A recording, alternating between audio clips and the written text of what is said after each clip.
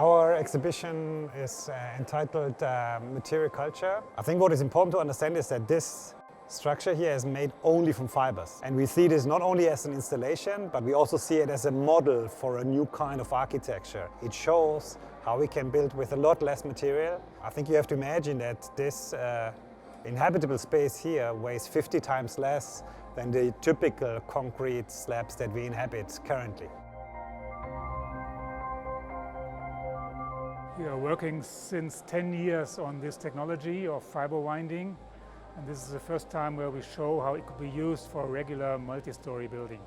And it's designed to meet all requirements that a regular structure has to fulfill as well. So this slab can carry 400 kg per square meter, which is what a typical building slab has to carry. So what we have here are the white glass fibers and the black carbon fibers. And the carbon fibers are the strong ones who take the loads. They have the same stiffness as steel or close to steel, while the glass fibers provide the space, confine the space. And we show here in our exhibition that in the future we can also use other fiber types, as for example flux fibers or other bio-based fibers.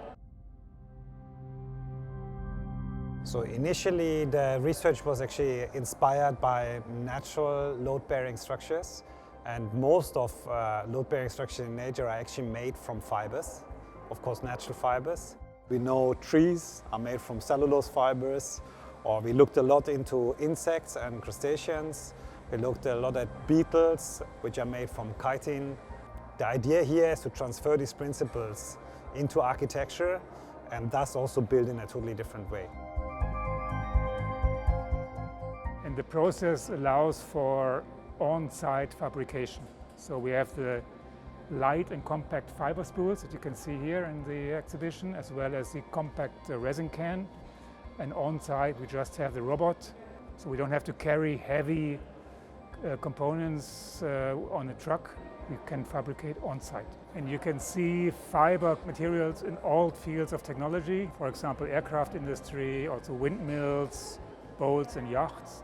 But you don't see them in the building sector because we don't have fabrication techniques that are suited for architecture.